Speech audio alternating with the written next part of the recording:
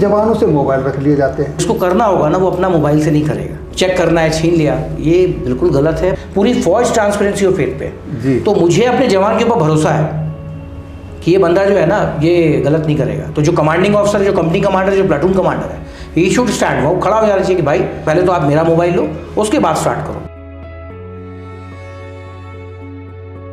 जवान कच्चा घड़ा होता है साहब। जवान क्या है? कच्चा घड़ा है। आप मोटिवेट करोगे ना, वो साला जान देने के लिए राजी है। टोल टैक्स में एग्जेम्पशन है, मैं आज आपके सामने खुल के बोल रहा हूँ। सेक्शन 3 में डेफिनेशन दी हुई है, पढ़ ले। उस डेफिनेशन में क्लियरली दिया हुआ है इंडियन आर्म फोर्सेस के बंदों के बारे में, सर्विंग ऑफिसर, जवान, जेसीओ, इनके ऊपर टोल टैक्स माफ है। कब कितनी बार जाए, कितनी बार, डेफिनेशन बहुत क्लियर। एक एक्ट है टोल एग्जेम्पशन का, जिसमें एयरफोर्स और सबको सेक्शन 3 है, बिल्कुल क्लियर है। 1901 के ऐसी बात सही बोला आपने। और वो एक्ट चल रहा है, वो हटाया नहीं गया है। कि किसी को ये नहीं समझ में आता है कि मुझे भी बाहर आना है।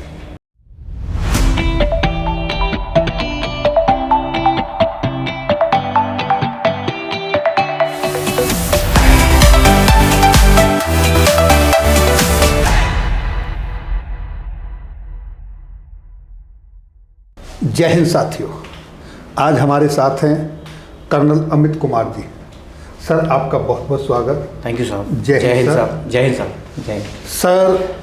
भारतीय सेना में एज ए जैग ऑफिसर सेवा देकर अब सेवानिवृत्त सुप्रीम कोर्ट में प्रैक्टिस कर रहे हैं। तो आज मौका मिला है कुछ कानून से रिलेटेड जो हमारे डिफेंस के मैटर है उसके ऊपर आपसे चर्चा करेंगे सर। तो सबसे पहले तो मैं एक बेसिक सा क्वेश्चन ये पूछना चाहता हूँ सर। सेना के अंदर सिक्योरिटी के नाम पर जवानों की बेसिक नीड्स है, आज जवानों की नहीं सर, सबकी है, आम जन की है, उनसे मोबाइल को इस्तेमाल नहीं करने देते। जबकि आपने देखा होगा कि सारी सिक्योरिटी जवानों को, इवन मैं तो कहता हूँ क्योंकि मैं अफसरों के साथ बहुत टच में रहता हूँ, मेडिकल से था, तो अफसरों को भी नहीं पता होगा सभी को कि वो न्यूज़ वाले बता देते हैं, गूगल पे सारा कुछ पड़ा हुआ है, फिर भी जवानों से मोबाइल रख लिए जाते हैं। क्या आप इस पर क्या कहना चाहेंगे साहब? आपका मुद्दा जो है, अगर आपको याद हो, थोड़े दिनों पहले मैंने एक ट्वीट किया हुआ था जी। और ट्वीट किया मैं जब डिप्टी जज एडवोकेट जनरल KG के रहा था, तो मेरी ये बात मैं हमेशा उठाता था पॉइंट। सबसे पहली चीज़ है इंटीग्रिटी जी। इंटीग्रिटी आप समझते हैं, हमारे यहाँ फौज में सबसे इंपॉर्टेंट चीज़ है loyalty and integrity. Loyalty integrity से ये होता है कि आप जवान को और ऑफिसर को दोनों की इंटीग्रिटी बराबर, देश को लेकर, जहाँ देश की बात आती है कोई भी ऐसा काम नहीं करेगा। और आज की डेट में हर चीज़ आपका एप्लीकेशन, सॉफ्टवेयर एप्लीकेशन, बैंक की रिक्वायरमेंट, कोई भी छोटी से छोटी चीज़ बिना मोबाइल की नहीं होती। किसी को फ़ोटो भेजनी है, पिक्चर भेजनी है, घर में दूर बैठे हुए हो, व्हाट्सएप से कभी कभी कुछ घटनाएं होती हैं घर में, तुरंत पता लग जाता है, तुरंत वो एक्शन बता देता है कि आप ऐसा कर लो, आप ऐसा कर लो। किसी को कुछ खबर लेनी है, कुछ बताना है, सब कुछ आप आज की डॉक्यूमेंट से शेयर करने हैं। और आज की डेट में बिना इसके तो हो नहीं सकता काम। या तो आप फौज से बिल्कुल हटा दीजिए सर कि nobody will use it, and अगर यूज़ करेगा तो यूनिफॉर्मिटी होनी चाहिए। तो एज ए आप मेरा अगर राय इसमें पूछते हैं तो मेरे हिसाब से सबको लागू होना चाहिए। और रही बात जो देश की लड़ाई होती है ना, जब हम लड़ने आते हैं, हमको मालूम है हम हिंदुस्तानी आदमी है, हमारे अंदर पूरा वो जोश भरा हुआ है, हम में से कोई आदमी गद्दार नहीं होगा, नंबर 1। नंबर 2 कि जब आपको मालूम है कि इस एप्लीकेशन में मैं खुद यूज़ कर रहा हूँ, तो मैं जवान को मना नहीं कर सकता। मेरा मॉरल वैल्यूज़ मेरे को अलाउ नहीं करते। या तो हम सब एक साथ बोले कि ठीक है, इस जगह से, इस इलाके में कोई मोबाइल यूज़ नहीं करेगा, ये रहा मेरा मोबाइल सामने। दूसरा, चेकिंग वगैरह में सबकी प्राइवेसी है। आपकी फ़ोटोज़ हैं, आज फैमिली की जितनी फ़ोटोज़ हैं, कई सारी कैसी पिक्चर्स हैं, प्राइवेसी है। आप सीधे लगा दो, नहीं तो चेक करना है, छीन लिया, ये बिल्कुल गलत है। पॉलिसी, मेरे पास एक टाइम में पॉलिसी आई थी, मैंने उस पर लिखा था संविधान के खिलाफ है। और रही बात, जिसको करना होगा ना, वो अपना मोबाइल से नहीं करेगा जी। और फिर तीसरी बात जो आपने बोली, everything is available today in Google. आप आधे से ज़्यादा तो ADGPI के साइट में देखते हो, चीज़ें आ जाती हैं, कहाँ पे क्या, उस जवान की कितनी नॉलेज होगी कि वो उसमें। और नक्शा लड़ाई सबको मालूम है कि क्या चीज़ दिखानी, क्या चीज़ नहीं दिखानी है जी सर। और जो एस्पिनेज कर रहा होगा मोबाइल से, उसको मालूम है कि मेरे पास ये मोबाइल है और इस मोबाइल को पूरी की पूरी कवरेज में, इसका तरीका, सॉल्यूशन है, हर एक चीज़ का सॉल्यूशन है। आप मोबाइल लीजिए, सॉफ्टवेयर आप सबका बता दीजिए कि आप सबका आप रिकॉर्ड करके रखिए, आपको जब चाहे तब आप उसको उस पर डाल दीजिए और सब लोग एक साथ डाल दीजिए।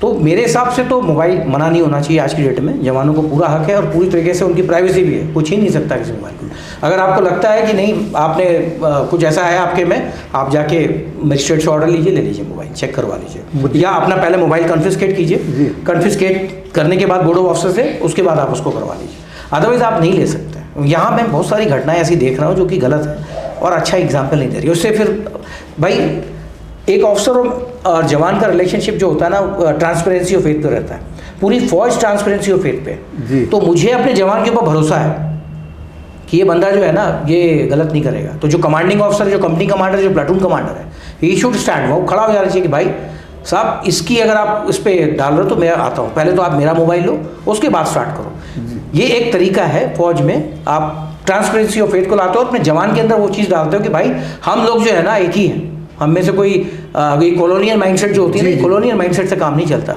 कि मैं मोबाइल रख सकता हूँ बाकी लोगों का। और रिक्वायरमेंट है आज की डेट में, मेरे ख्याल से चीफ ऑफ आर्मी स्टाफ शायद इसके ऊपर सोच भी रहे हैं और शायद आ जाए इसके ऊपर कोई ना कोई बेसिक नीड है। बिल्कुल। ये कई इंसिडेंट्स हुए हैं, जवानों के मोबाइल इकट्ठे करके सोशल मीडिया पे वीडियो भी आई, उनको तोड़ा गया है, बड़ा दुख की बात। साहब एक बात बताऊँ मेरे को, मैं अपने दिल से बात बता रहा हूँ, मैं दिल वाली बात कर रहा हूँ जी। मुझे डर किस बात का है? अगर वो जवान वीडियो बना रहा है तो कहीं ना कहीं तो आपकी मिस्टेक है। मैं दिल की बात कर रहा हूँ, एज ए मैं कमांडिंग ऑफिसर हूँ, मेरे कमांड में मैं देख रहा हूँ सारा काम हो रहा है। एक तो बदमाश टाइप के बंदे हैं, मानते हैं जवान में, ऑफिसर में, कहीं भी, सब में है। अगर वो बंदा वीडियो बना रहा है और दिखा रहा है कि देखो यहाँ मैच में ये हो रहा है, होने दो, इसका मतलब हमारी कहीं फेलियर है, कहीं ना कहीं फेलियर है। और हमारे पास दम होना चाहिए कि भाई ठीक है आप पूछो, मैं से मैं जवाब देता हूँ। ये थोड़ी कि आप उसको कर्व कर दोगे सिक्योरिटी के नाम पे। अरे सिक्योरिटी हैज सम डेफिनेशन। इतर अंदर के एरिया में कहाँ से सिक्योरिटी लीक हो रही है? मेरे को उन बंदों का, जो बंदे इस पे लिखते हैं या अपने कलम चलाते हैं कि सिक्योरिटी प्रोहिबिटेड प्लेस, ये अरे भाई कहाँ की सिक्योरिटी प्लेस, कहाँ का प्रोहिबिटेड प्लेस? वो जगह तो देख लो। मैस के अंदर कोई आदमी निकाल रहा है, कहाँ का क्या निकाल रहा है, हर जगह हो रहा है। आप तो खुद ही 24/7 में आपको नहीं मालूम कि आप ऊपर गूगल से देखा जा रहा है आपको। बिल्कुल बिल्कुल। यू आर नॉट अवेयर कि किस तरह के अच्छे कैमरे हो जो आपको बिल्कुल एक्यूरेट मार रहे हैं उस जगह। तो ये कहने की बात नहीं बात। वैसे ये क्वेश्चन मेरे दिमाग में इसलिए भी आया, अभी 24 तारीख की घटना है, एक हमारे साहब है उनका फ़ोन आया कि साहब सोशल मीडिया पर जो 26 जनवरी को ऑनररी रैंक मिलने वाली है वो लिस्ट पब्लिश हो चुकी है, लेकिन क्योंकि मेरे पास यहाँ मोबाइल नहीं चला सकता इसलिए आप मेरा नाम देख कर बता दो। तो मुझे बड़ा आश्चर्य हुआ कि आम पब्लिक उस चीज़ को देख रही है।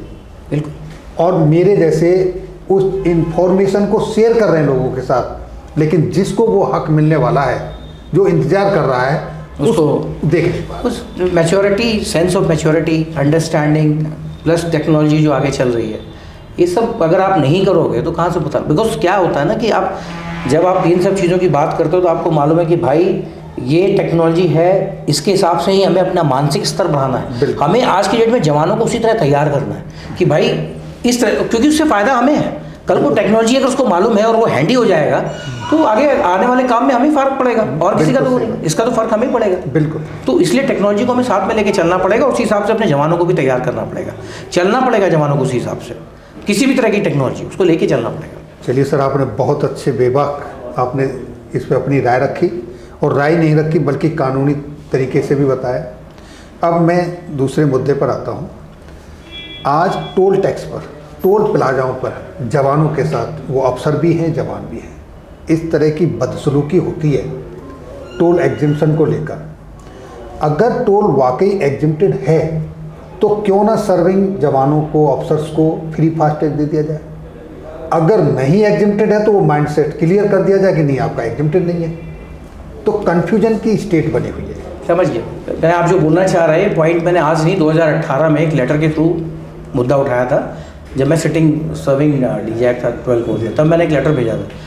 डेफिनेशन बहुत क्लियर, एक एक्ट है टोल एग्जम्पशन का जिसमें एयरफोर्स और सबको सेक्शन 3 है, बिल्कुल क्लियर है। सेक्शन 3 जब एक स्पेशल एक्ट है और जब वो आपको देता है ये राइट देता है कि आपको एग्जेम्प्ट है, तो एग्जेम्प्ट इसमें डाउट क्या है? आप एक नया एक्ट बनाते हो उसमें ओवर राइडिंग नहीं है। 1901 के यस, बिल्कुल सही बोला आपने। और वो एक्ट चल रहा है अभी, वो हटाया नहीं गया एक्ट। दूसरा, जब आपको मालूम है ये सब घटनाएं चल रही हैं तो मुझे समझ में नहीं आता कि जहां आपके फौजी इतने सारे बैठे हुए हैं और यहाँ पॉलिसी की बात हो रही है, आपके 2-3 स्टेट में पॉलिसी आप निकाल देते हो, एनएच वाले अपनी पॉलिसी निकाल देते हैं। पहली चीज़ तो वो लीगल एडवाइज़र था, जिसके बारे में मैंने अपने एक छोटा सा वीडियो मैंने कभी जवानों के लिए बनाया था 1-1.5 साल पहले। उसमें मैंने बोला था उस आदमी की अकाउंटेबिलिटी क्यों नहीं ली जाती। आपको मालूम है इसमें ऑफेंस होता है, अगर कोई भी बंदा अपना काम लीगल एडवाइजर कोई भी कर रहा है और गलत एडवाइस दे रहा है जिससे लोगों को गलत हो रहा है, गलत फहमी फैल रही है, उसका आपने बाकायदा डिस्ट्रिक्ट प्रोसीडिंग करनी चाहिए उसके खिलाफ। उस आदमी ने एक गलत वो डाला टोल रूल्स को पढ़ करके, और उसके बाद उसने वो कन्फ्यूजन क्रिएट किया कि अभी तक चल रहा है। क्लियर है टोल टैक्स में एग्जेम्पशन है, मैं आज आपके सामने खुल के बोल रहा हूँ, सेक्शन 3 में डेफिनेशन दी हुई है, पढ़ ले। उस डेफिनेशन में क्लियरली दिया हुआ है इंडियन आर्म फोर्सेस के बंदों के बारे में, सर्विंग ऑफिसर जवान जेसीओ, इनको ऊपर टोल टैक्स माफ है। कब कितनी बार जाएं, कितनी बार, अगर नहीं देना है तो आप गवर्नमेंट बोल दे भाई ये एक्ट उड़ा दिया हमने, एक्ट उड़ा दीजिए आप, बट आपको बताना पड़ेगा कि आप एक्ट क्यों, ये वेलफेयर मेजर्स वाले एक्ट नहीं उड़ाते हैं। एक बात बताइए, मैं इसको भी छोड़ देता हूँ, कितनी बार जवान को छुट्टी मिलती है जो वो यहाँ से लेके वहाँ जो आपका एरिया टोल्स है उसको क्रॉस करता है? 60 डेज, पूरे एक जवान की छुट्टी 60 दिन है, 60 दिन में पूरे टाइम तो नहीं टोल भागेगा, एक दो बार ही ना। तो क्या गवर्नमेंट ऑफ इंडिया, कोई भी गवर्नमेंट किसी भी पार्टी की हो, क्या ये नहीं सोच सकती कि कितनी रिक्वायरमेंट है इनकी बंदों की? 60 दिन की छुट्टी उस जवान की है, उस 60 दिन में वो 60 दिन नहीं चल रहा है वहाँ पे टोल टैक्स में, और आपने ऐसा कर दिया वो बंदा किसी की कोई मतलब वो बैठा हुआ बेइज्जती करता है, वो अफसर जवान जेसीओ सबकी बेइज्जती करता है। आपने देखा होगा कभी कोई अफसर वीडियो बना रहा है, कभी कोई जवान वीडियो बना रहा है, बहुत सारी आती है सर। और बेइज्जती भी ऐसी कि वो बेचारा खड़ा है फैमिली के साथ में अपनी गाड़ी लेकर के, खून खौल जाता है साहब उस समय। लेकिन कुछ पुलिस अधिकारी भी हैं ऐसे जो आकर के इन्होंने एक्शन भी लिया। कुछ टोल लोग वाले जिनको अच्छे टोल वाले जो कॉन्ट्रैक्टर्स हैं, जिनको अपना लगता है कि नहीं साहब हमारी सेना है, वो टोल के कॉन्ट्रैक्टर्स को भी सलाम है कि वो बेचारे तभी रेस्पेक्ट करते हैं, कुछ भी हो जाए आप जाओ। लेकिन ये चीज़ देगा कौन? गवर्नमेंट ऑफ इंडिया को एक लेटर या नोटिफिकेशन निकाल देना सीधा कि आई कार्ड चेक करो, या उसकी वो चेक करो कि बंदा फौजी है, सर्विंग है, टोल टैक्स खत्म है, क्लियर है। बिल्कुल कोई डाउट नहीं इसमें, इंस्ट्रक्शन साफ सुथरे होने चाहिए। बिल्कुल। कई तो ऐसे स्टेशन है जैसे अम्बाला चंडीगढ़, अब अम्बाला चंडीगढ़ में आना जाना चल रहा है डेली का ड्यूटी पे जी, परेशानी। कई बार ऐसा हुआ है, अफसर कह रहा है और वो मान नहीं रहे हैं। जहाँ तक फास्टैग की बात है, फास्टैग इसलिए लागू नहीं है कि फास्टैग में बंदे की आइडेंटिटी पता नहीं लगती, तो मे भी लोग मिसयूज कर सकते हैं। तो फास्टैग देने का ये फास्टैग गाड़ी नंबर पे तो चलती है। हाँ गाड़ी नंबर, लेकिन गाड़ी नंबर अगर फौजी नहीं चला रहा है, कोई और चला रहा है, आप समझो तो गलत हो सकता है। इसलिए मैं बोल रहा हूँ फास्टैग अगर बंदा चला रहा है तो भी ठीक है, बट फास्टैग गाड़ी को केवल देख रहा है, गाड़ी कौन चला रहा है उसको नहीं देख रहा। जी सही, तो लोग नुकसान कर सकते हैं। लेकिन उस समय वो तो देख सकते हैं कि उसके पास आई कार्ड है कि नहीं। आई कार्ड देखना है, वो बहुत जरूरी है। आई कार्ड देख लें, आई कार्ड नहीं आइडेंटिटी कोई भी देख लें। आई कार्ड बोलते हैं, कई टाइम में आई कार्ड भी आधे से ज़्यादा जवानों के जमा होते हैं, जमा भी हो जाते हैं, कई टाइम में नहीं है। There should be an identity, जी जी, वो होना जरूरी है, बिकॉज उसके बिना तो फिर वो नहीं हो सकता। अभी सर मैं जब से सेवानिवृत्त हुआ हूँ तो एक्स सर्विसमैनों के काफ़ी संगठनों के साथ जुड़ा हूँ और एक्स सर्विसमैनों की समस्याओं को उठाता रहता हूँ।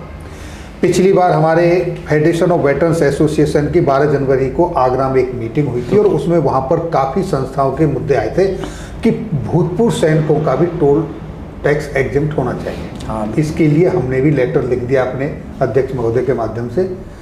तो आप इस पे मेरे हिसाब से होना चाहिए, वेलफेयर मेजर है। और जब आदमी पूरे टाइम, तो मैंने जैसे बताया 60 दिन में कितने चक्कर लगते होंगे, और बुढ़ापे में भी कितने चक्कर लगाएगा वो आदमी जो रिटायरमेंट पे। गवर्नमेंट का है, वेलफेयर मेजर है, अगर गवर्नमेंट को अपना अच्छा वो करना है कर सकती है, बहुत अच्छा आइडिया है, कोई बड़ी चीज़ नहीं मांग रहे सर। जिन आदमियों ने अपना गोल्डन पीरियड पूरा दे दिया, जवानी का वो पीरियड, जो लोग कहीं कोई पिकनिक मना रहा है, कोई बच्चों के बर्थडे मना रहा है, फैमिली की सालगिरह मना रहा है, उस बेचारे को तो कई बार ऐसा होता है कि अपने रिलेटिव्स की मैं फिर भी अटेंड करने, मैं ये भी नहीं बोलता, मैं कहता जवानों को जेसीओस को कर दो, आप ऑफिसर्स को मत करो। चलो जेसीओस को भी मत करो, ऑफिसर जेसीओस को भी मत करो, क्योंकि उस लेवल पे जवानों को कर दो आप। हाँ कर दो, कोई परेशानी, खाली जवानों को कर दो एटलीस्ट। जो बेचारे जिनका पे स्केल है, और आप समझ सकते हो अभी इतनी अच्छी पे स्केल नहीं है, और उनके लिए बेनिफिट हो जाएगा। हम तो फिर भी ठीक है, चल जाएगा, हमारा कोई परेशानी नहीं है। सर पे स्केल कहने के लिए तो है, लेकिन अगर मैं ग्रेटर नोएडा में रहता हूँ और मेरा लोकल टाउन जेवर पड़ता है, बस से मैं जाता हूँ तो 58 रुपये किराया लगता है, ये तो, लेकिन टोल टैक्स देता हूँ तो 140 रुपये लगता है। टोल टैक्स बस किराए से भी ज़्यादा है। इसके लिए तो बिल्कुल इसमें बात करने वाली चर्चा वाला विषय है। इसमें एक्चुअली जो जहाँ ये कहते हैं ना, जब आप ये सब चीज़ों की प्लानिंग करते हैं तो आप पॉलिसीज़ के थ्रू या कुछ तरीके के थ्रू फीडबैक्स लेते रहिए पहले एक्ट्स के बाद में, और फीडबैक्स के बाद में आप बताइए कि भाई इतने डिस्टेंस पे अगर बंदा है, ही हैज़ गॉट दैट, वो उसको सर्टिफिकेट दे दिया, पास बना दिया उसका, कुछ भी बना दिया आपने कि आप पास के लिए आओ, पास बनाओ और पास के हिसाब से आप चलो अपना आइडेंटिफिकेशन। और आजकल तो बहुत आसान है, हर चीज़ रिवाइज कुछ भी कर लो, सेट कर लो उसे। योजना बनाने में टाइम नहीं लगता साहब, सब हो जाता है। करना बस मंशा होनी चाहिए कि हमें हेल्प करनी है। अगर मंशा नहीं है, जैसे टोल टैक्स वाले में इतने दिन से 5 साल हो गए, 2018 से मैंने स्टार्ट किया था, आज तक एक लेटर नहीं निकाला किसी ने, तो मंशा की बात है यहाँ पे। गडकरी साहब को मैंने उस समय भी रिक्वेस्ट किया था, आज आपके चैनल के माध्यम से फिर भी रिक्वेस्ट कर रहा हूँ, अगर गडकरी साहब मेरी आवाज़ सुन रहे हैं तो कुछ नहीं करना आपको, खाली लॉ है बना हुआ, आपको खाली वही क्लैरिफिकेशन आपके डिपार्टमेंट को चाहिए और किसी को नहीं चाहिए, फौजियों को क्लियर है तो वो निकाल दें ऑर्डर, अगर निकालना चाहें। चलिए सर, बहुत अच्छा आपने अपनी राय रखी इसके ऊपर, और बहुत ये भी जानकारी शेयर की कि आप इस पर बहुत पहले भी काम कर चुके हैं। अब एक अगला और मसला लेते हैं। अभी लोहड़ी के दिन एक JNK के अंदर एक JCO साहब और एक हवलदार जी हैं NCO, उन दोनों के साथ पुलिस ने बड़ी बर्बरता की। पिछले कुछ दिन दिल्ली राजधानी में एक सूबेदार मेजर के साथ मारपीट हुई, और उससे पहले एक अपने सैन्य अधिकारी और उनके साथ एक ब्रिगेडियर साहब की डॉटर थी, उनके साथ बदतमीजी से किस तरह के बदसलूकी का व्यवहार किया गया। ये जो पुलिस की बर्बरता है, इसके ऊपर आप क्या कहना चाहेंगे? क्या ये साहब फौजियों के साथ ऐसा होना चाहिए? नहीं, बिल्कुल नहीं होना चाहिए। और उसके लिए एक इम्पॉर्टेंट चीज़ मैं आपको बता रहा था, लॉ बहुत क्लियर है, कानून सही है, संविधान बिल्कुल साफ है जी। पुलिस सर्वेंट है, पब्लिक सर्वेंट है, और दूसरा पुलिस को मालूम होना चाहिए किससे डील कर रहा हूँ जी। कोई भी नागरिक, चाहे वो फौजी हो चाहे गैर फौजी हो, अगर वो नागरिक के पास पूरी अपने अधिकार हैं, संविधान ने दिया है गारंटी, आप तोड़ नहीं सकते। इसलिए सुप्रीम कोर्ट ने हर जगह कैमरेज लगा रखे हैं। अभी मेरा ही केस था, मैंने जो बताया था, मेरे केस में मेरे को इन्होंने ये किया था, मैं वही कैमरे रिकॉर्डिंग पे आ गया हूँ। अभी तक कैमरे रिकॉर्डिंग की कोई भी RTI का जवाब नहीं आया है, कैमरे प्रोसीडिंग के बारे में नहीं बताया। Same thing as happened. Experience तो है ही है पर्सन। दूसरा, बात करने का तरीका, आप किसी आदमी को पूछताछ के लिए भी बुला रहे हो ना, तो आप उससे, आपका रवैया सही होना चाहिए। हाथ तो उठना ही नहीं चाहिए। हाथ और गाली तो आपने अगर जहां उठा दी तो आपने खुद अपना पुराने IPC और अभी जो नया BNS है, आपने खुद उस पर वो कर दिया। एक सेक्शन है इसमें जिसे बोलते हैं डिसअब्यूजिंग डायरेक्शंस ऑफ लॉ। जी। पब्लिक सर्वेंट, कोई भी पब्लिक सर्वेंट अगर डिसअब्यूज कर रहा है डायरेक्शन ऑफ लॉ, उसको सजा मिलती है। ये लोगों को नहीं मालूम है, लेकिन लोगों को मालूम होना चाहिए कि उसको एक तरीका दिया गया है, उसी CRPC और अभी जो BNS है, इसके हिसाब से ही चलना है, उसके हिसाब से नहीं। अभी आजकल क्यों सुप्रीम कोर्ट इस चीज़ पे ज़्यादा डाल रहा है? बाहर के देशों में ऐसा नहीं है, ये हमारे देश में। इसकी जिम्मेदारी किसकी है? मेरे हिसाब से मैं आपको बता रहा हूँ, उसकी जिम्मेदारी किसकी बनती है। हम फौज में हमारा डिसिप्लिन सही रहता था, कोई भी ऑफिसर जवान कुछ भी होता था, सब ऊपर तक लेवल और एक चेक सिस्टम होता था। पुलिस में नहीं है चेक सिस्टम। क्यों? क्योंकि थाने में आपका उस मेंटेलिटी का बंदा बैठा है जिसकी नॉलेज और जो मैच्योरिटी होती है वो मैच्योरिटी नहीं है। हमारे तो सूबेदार की भी मैच्योरिटी बहुत होती है कि कैसे बात करेगा, रेस्पेक्ट कैसे होगी, सिटीजन क्या होता है जी। तो सबसे पहले तो आपको इन पुलिस वालों को ट्रेन करने की जरूरत ना, ट्रेनिंग की, नागरिक क्या होता है, जी। आप किसका काम कर रहे हैं। ये मास्टर है, चाहे वो रिक्शे वाला हो चाहे जो हो, वो नागरिक क्या है, वो नागरिक है। तो सबसे पहले इनको समझना चाहिए कि भाई मैं सर्वेंट हूँ, अपनी मर्जी से यहाँ पे नौकरी करने आया हूँ और इन सारे सिटीजन के पैसों से मेरी तनख्वाह आ रही है। मेरा काम है कि कोई गलत काम ना हो, कोई ऑफेंस ना हो और किसी भी नागरिक के जो उसके फंडामेंटल बेसिक्स राइट हैं उनका उल्लंघन ना हो। क्यों? क्योंकि आपने शपथ ली है। जब आप आते हो तो आप शपथ लेते हो, हमने भी आपने ली थी। क्या लिखा है? कॉन्स्टिट्यूशन ऑफ इंडिया को पूरी तरीके से फॉलो करेंगे, law establish bye constitution of India, संविधान द्वारा पारित कानून का पालन करेंगे, यही बोलते हैं ना जी। तो भूल कैसे जाते हैं? ये तो हो गई एक बात नीचे लेवल की। अब इसको जो सेट करना है जिसको, वो कौन है? वो बंदे हैं IPS अधिकारी या सीनियर अधिकारी। मैं उनको सजेशन देता हूँ। हमारे यहाँ जैसे हम फौज में करते थे, अपने जूनियर अफसर को लगाते थे पहला काम जो नया बंदा आया जवानों के साथ, तो क्या आप पुलिस चौकी और पुलिस स्टेशन में नहीं रख सकते पढ़े लिखे बंदे? आप IPS आते हैं, आप ट्रेनिंग आते हैं IPS, आप रखिए वहाँ पे। मेरा अपना तरीका है ये चीज़ को रोकने का। ये तो जो इस बर्बरता कर रहे हैं, गलत कर रहे हैं, और इसके लिए आवाज़ में मैं बार बार बोलता हूँ, जितने वेटरन्स हैं इनको साथ में होना चाहिए। हमारे साथ बिल्कुल साथ में होना चाहिए, खड़े हो जाए। महात्मा गांधी के देश से हम लोग, जी, सुभाष चंद्र बोस के देश से, चंद्रशेखर आज़ाद के देश से हैं, सरदार भगत सिंह के देश से। आज़ादी इसलिए नहीं दिलाई है कि आप इस तरह का अंग्रेजों वाला फिर से वही काम शुरू कर दें। आज की डेट में कोई भी आदमी पुलिस स्टेशन जाने से डरता है, क्यों? उसको मालूम है कि यार ठीक नहीं है। आपकी ये इमेज, आज कितने टाइम 76 आपने रिपब्लिक डे मनाया ना इस बार जी, आप इतने दिन में ये कॉन्फिडेंस नहीं लाए पब्लिक के अंदर में कि आपके जो बेसिक नागरिक है वो नागरिक आज भी डरता है पुलिस स्टेशन जाने में। और इन सब चीज़ों पे टिप्पणी, डिस्कशन, डायरेक्शंस कुछ नहीं आता। कितने लोग हैं, आप लोग अपने ऑफिस से बाहर नहीं आते, चाहे वो डीजीपी हो, चाहे वो आईजी हो, चाहे एजी हो, अपनी कुर्सी पे बैठ के बात करते। अरे पहले वो आप वो कॉलोनियल माइंडसेट से बाहर आइए और देखिए कि ये पब्लिक आपकी है, आपको सर पे उठा के रखेगी ये पब्लिक, क्योंकि कोई गलत नहीं है आपके साथ में, आपको किसी की जरूरत नहीं पड़ेगी। जब आप इस तरह की हरकतें करते हैं, नीचे जवान की दुकान बंद है, ये वो, मैं मतलब इससे ये टॉपिक अलग हो जाएगा, बट हम और आप समझते हैं, हम भी और आप फौजी बाद में, पहले तो सिटीजन है, नागरिक है, और नागरिक के हिसाब से हर एक की एक राय है अपनी कि भाई मेरी बेसिक फंडामेंटल राइट है, police is there to help us, not to exploit us. अभी यहाँ एक्सप्लॉइटेशन क्यों होता है? फौजी आता है तो यार फौजी तो एपिटोम है, मतलब सिटीजन का, नागरिक की डेफिनेशन है एक सोल्जर। बिल्कुल, एक सोल्जर जो है डिफाइन करता है कि नागरिक कैसा होता है, किस तरह का नागरिक होना चाहिए, उससे ज़्यादा पेट्रोटिज्म किसी के अंदर नहीं है। तो आप जब उस बंदे से बात कर रहे हो, चाहे जितने गुस्से में हो, चाहे जो हो, आप उसको उसी तरह देखिए। और दूसरी चीज़ ये देखिए कि स्पेशल आदमी है, स्पेशल तरीके से ट्रेंड हुआ है, इसका मानसिक स्तर जो है वो अलग है। रिटायरमेंट के बाद भी वो जो उसका कहते हैं ना, उसकी मशीन वो वैसी रहती है, उसको गुस्सा ज़्यादा आएगा, गलत चीज़ें बर्दाश्त नहीं होगी, तो आपको उसी मानसिकता से बात करके ठंडे दिमाग से बात करें। क्या नहीं होता, कई जगह हैं ऐसे अच्छे पुलिस ऑफिसर्स हैं। मेरा एक बहुत खास है नवनीत शिकेरा साहब, मैंने बहुत सारे ऐसे ऑफिसर्स देखे हैं, अपनी आंखों से देखा उस बंदे को, मानसिकता रोता है बंदा वो जब ऐसी कोई वो हो जाती है और खड़ा होता है। मैंने ऐसे बहुत सारे देखे हैं सर, हैं ऐसे बंदे देखे हैं, सीरियल्स भी बने उनके। लेकिन जब आप ये चीज़ें बात करते हैं पुलिसिंग की, तो पुलिसिंग में आपको देखना है कि हमें डील कैसे करना है। मैं फौजी को भी इसमें नहीं देखता, आप सबके साथ में न्याय कीजिए। सॉल्यूशंस हर जगह हैं, चेक सिस्टम रखिए, आपके पास ऑनलाइन कंप्लेंट्स है, आप ऑनलाइन डालिए, कैमराज ऑन, किसी का मोबाइल छीन नहीं सकते, किसी के पर्सनल अगर कोई कर रहा है उसको बना दीजिए रिकॉर्डिंग।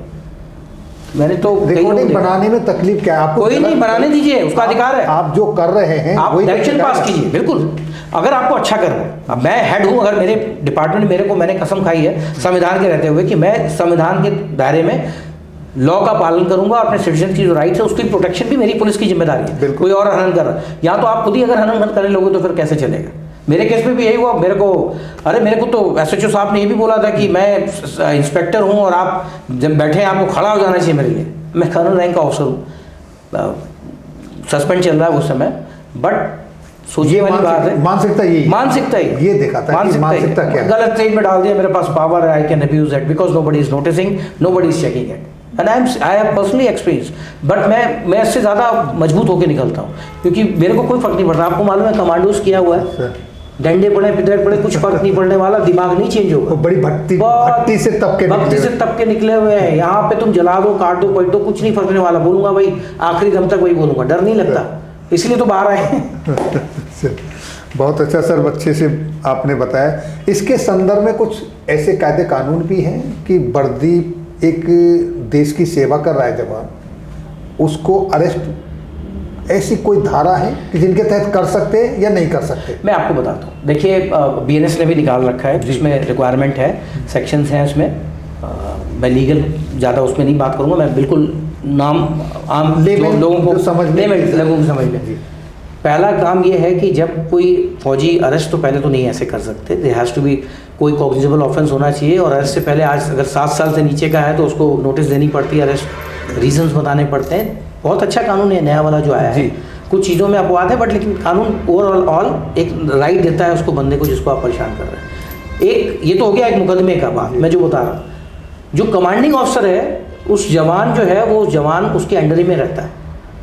तो जो पुरानी सीआरपीसी थी वही चीज़ें चल रही हैं, बताना पड़ेगा। ओनली थिंग इज़ दैट कि फॉलो नहीं करते ये लोग चाहते हैं कि जब जवान आए, जैसे आप पहले वाली बात कर रहे थे, इसमें जैसे आपने पकड़ा तो आपको मालूम है जुरिडिक्शन खराब है, आपको कुछ नहीं करना है, पर्चा बना देना और कमांडिंग ऑफिसर को पकड़ा देना कि ठीक है आप बदतमीजी कर रहे हैं, आपने गलत किया, हमारे पास रिकॉर्ड है, ये कंप्लेन आई है आपके खिलाफ, आपके ऊपर एक्शन ये लेंगे।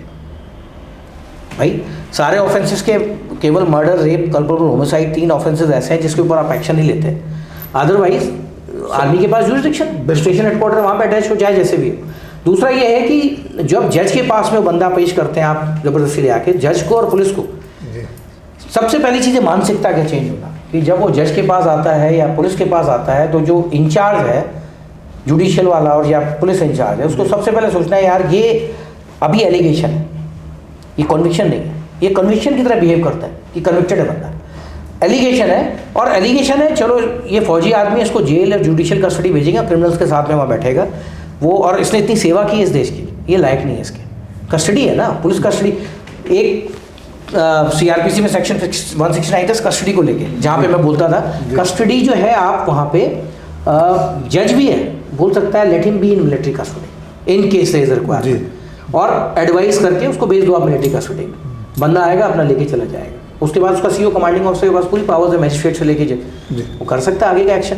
बट इसके लिए, और दूसरा ये तो हो गया क्रिमिनल वाला, सिविल वाले में क्या है, कई सारे बंदे हमारे बेचारे दूर दराज में रहते हैं, उनका केस होता है, कोई कहीं जगह जाना पड़ता है, नहीं अटेंड कर पाते, तो उसमें इंडियन सोल्जर्स लिटिगेशन एक्ट है, वो एक्ट के तहत में कमांडिंग ऑफिसर को अगर वो फील्ड में है वो उसके एप्लीकेशन लिख सकता है जज को भी, और उसके बाद जज इज बाउंड टू 1 महीने के अंदर या 2 महीने के अंदर उसके केस को खत्म कर, जल्दी हियरिंग एक टाइम फ्रेम के अंदर, जो फॉलो नहीं हो रहा है।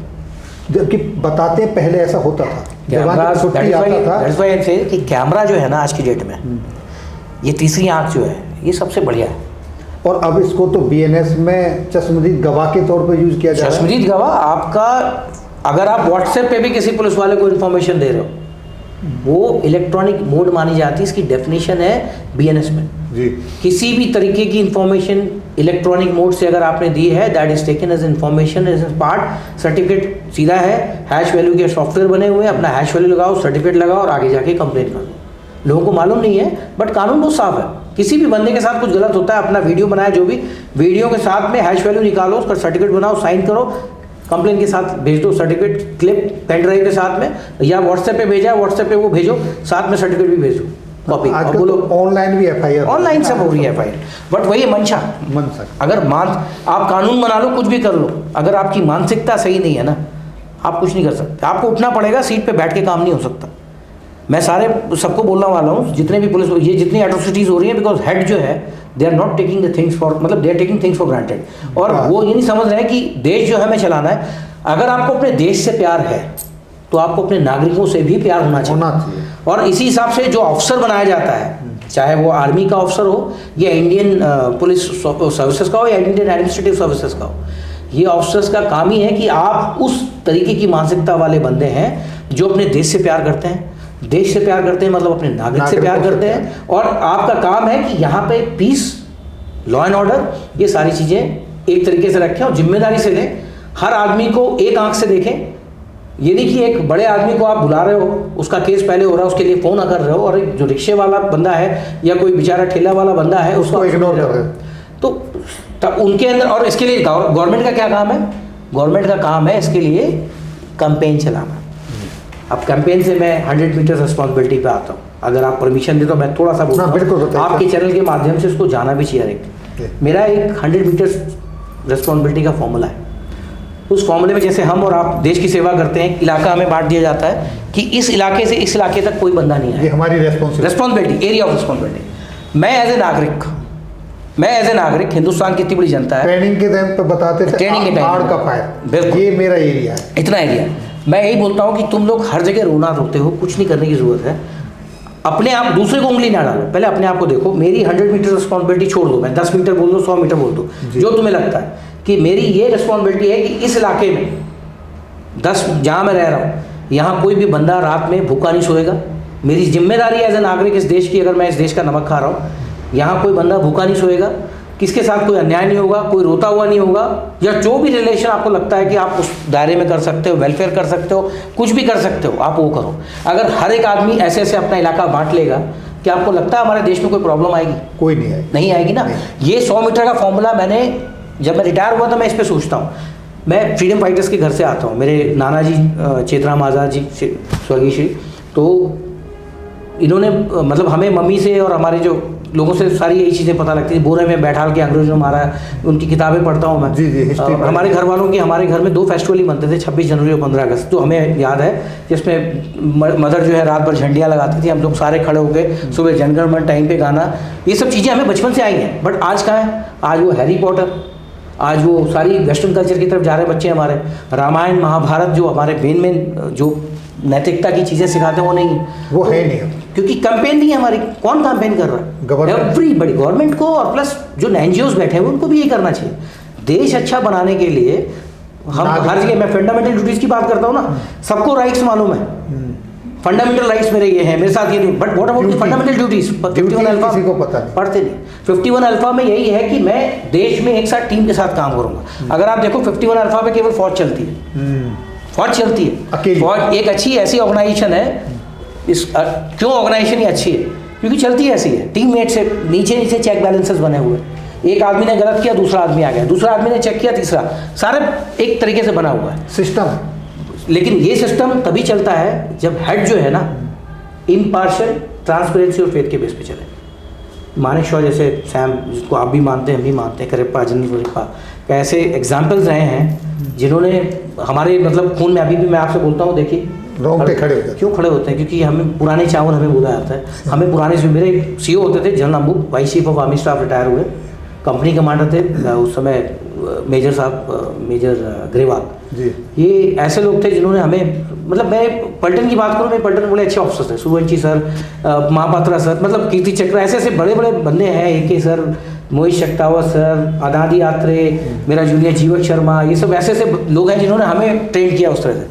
और ऐसे वाक़या है कि मतलब आप बिलीव नहीं कर सकते कि ऑटोमेटिकली बंदा वैसे ही चलता है, क्योंकि ट्रांसपेरेंसी फेथ हमने वहाँ से सीखी जी। वो बंदा अपने बारे में नहीं सोच रहा है। हमें भी ऐसे सिखाता था जब नए होते थे, जवानों के साथ रह रहे हो, इंटर पर्सनल रिलेशनशिप जो होते हैं मैन और जवान में जी। हम जब जवान से बात करते थे तो जवान हमें ये बताया जाता था कि भाई पहले तो हम उसी हिसाब से पॉलिसी चलेंगे, उनके साथ रहेंगे जी। जब आप खुद ओहदे पे आते हो तो आपको पता होता है कि अच्छा ये फॉलो करते हैं। सिमिलरली पुलिस और एडमिनिस्ट्रेटिव ऑफिसर्स वाले भी यही कर सकते हैं।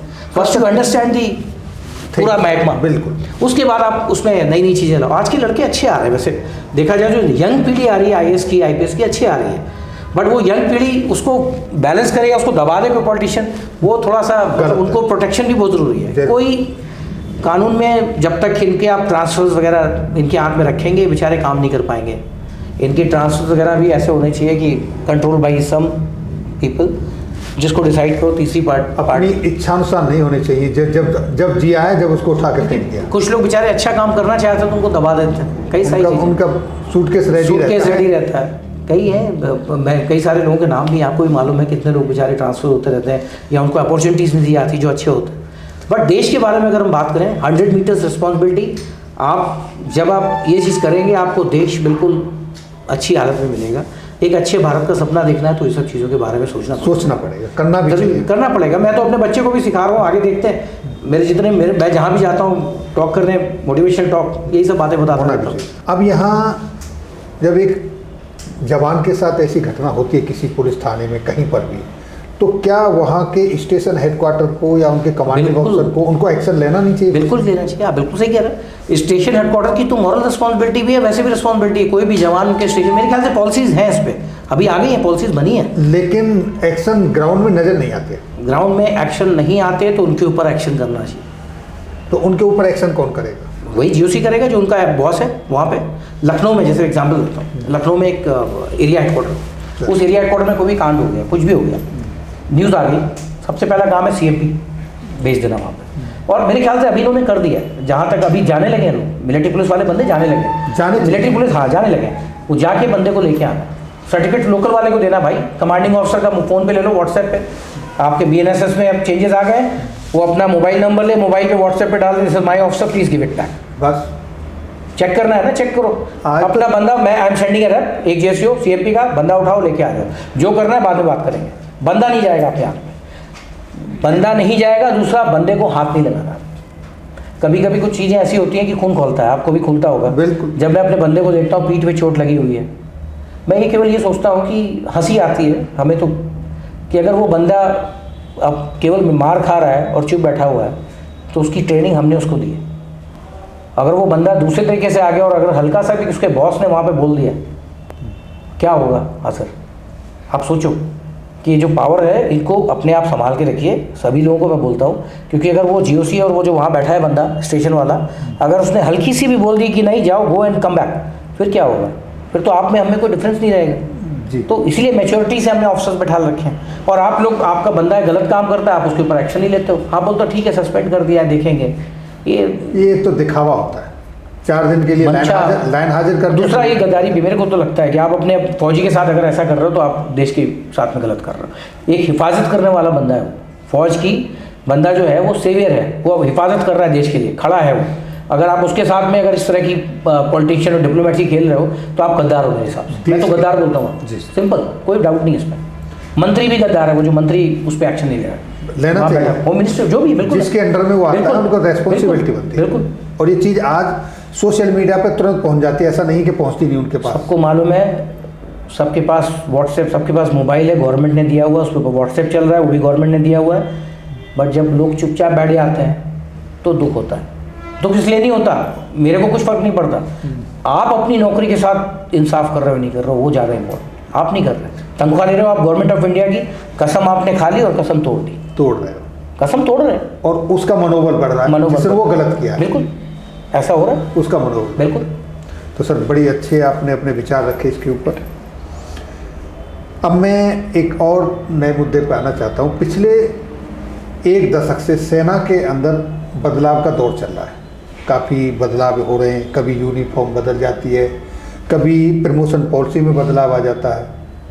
अभी कुछ दिन पहले देखा रिक्रूटमेंट में बदलाव आ गया, अग्निपथ अग्निवीर आ गए, और सितंबर 2023 में इंटाइटलमेंट रूल्स, जीएमओ बदल दिए, डिसेबिलिटी का सारा आपने जुगती रथ पकड़ ली साहब, जो हम लोगों सबको, इसमें बहुत बोल चुका हूँ मैं, फिर भी आपके साथ बोला है तो बोलना जरूरी है। मैं खुल के बोल रहा हूँ, पहले भी बोलता था, आज भी बोल रहा हूँ, Agnipath scheme is not good. Territorial army थी हमारे पास जी, जवानों की, ऑफिसर्स की, दोनों की थी, तो देयर वाज रिक्वायरमेंट, कोई रिक्वायरमेंट नहीं थी अग्निपथ की। आप एक चीज़ को ऐसे प्रोजेक्ट कर रहे हो, पब्लिक को क्या मालूम, जनरल पब्लिक कमेंट करती है अग्निपथ के ऊपर, बट गलती किसकी है? आप सोशल मीडिया में मीम बन के घूम रहे हैं। गलती किसकी है? आप सोचो गलती किसकी है? मैंने हर बार यही बोला है, अग्निपथ को कैसे आप सक्सेसफुल करोगे? एक 12th स्टैंडर्ड का बंदा लेते, और दूसरा मैं देखता हूँ वेटरन्स भी ना इस पर डिवाइडेड है जी। हमारा काम क्या है? वेटरन्स और सर्विंग ऑफिसर का क्या काम, सर्विंग के बीच में रिलेशन क्या होता है?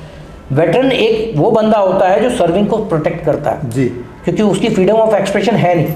किसके पास है फ्रीडम ऑफ एक्सप्रेशन? हमारे पास है, वेटरन्स के पास। और हमें ये भी मालूम है कि उसके साथ क्या इस संदिग्ध स्थिति में क्या चल रहा है, क्या उसके साथ है, क्या फौज के साथ गलत चल रहा है, और हमें क्या बताना चाहिए बाकी की गवर्नमेंट को, अपोजिशन को, या जो भी चल रहा है बताना चाहिए। हमारा जिम्मेदारी, और वो है हमारा कर्तव्य है। बिल्कुल हमारा कर्तव्य है, क्योंकि हमने भारतीय सेना का नमक खाया, हम उससे गद्दारी नहीं कर सकते। जब अग्निपथ की बात करते हैं तो यूथ्स की बात आती है, मोटिवेटेड बंदे हैं।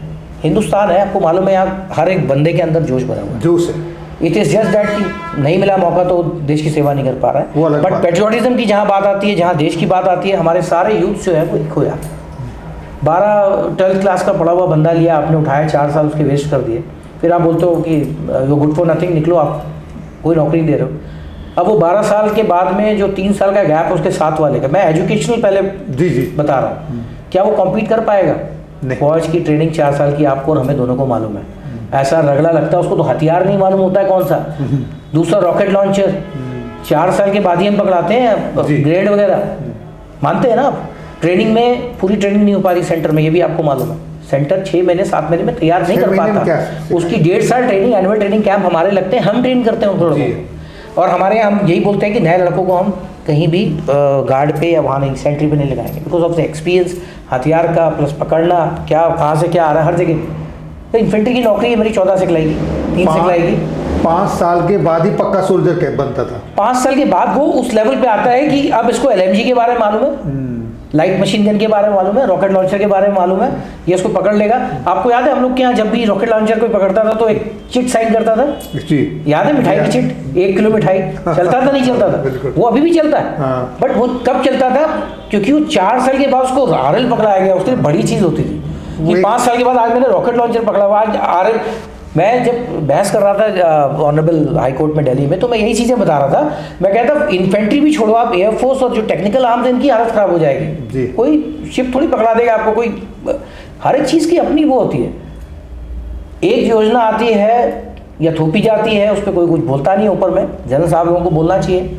मैंने कई सारे जगह बहस की, लोग बोले नो इट्स अ गुड योजना। अरे गुड योजना ठीक है, बट उसका करियर तो ना जाओ ना। बंदा तैयारी करके, कितने बंदे कितने दिन तो दौड़ते हैं बेचारे, 10-10 साल की एज से। उनके गांव में तो लोग आप देखो, हिसार, हरियाणा, ये सब पंजाब, यूपी, यहाँ पे तो लड़के भागते हैं, तैयारी करते पूरे टाइम तैयारी करते हैं कि मेरे को फौज में आना है। कुछ तो इसलिए आते हैं कि मेरे पापा, नाना, दादा जो भी है मुझे भी आना है। कुछ तो माँ बाप अपने पहले निकालते हैं, चौथा लड़का फौज का।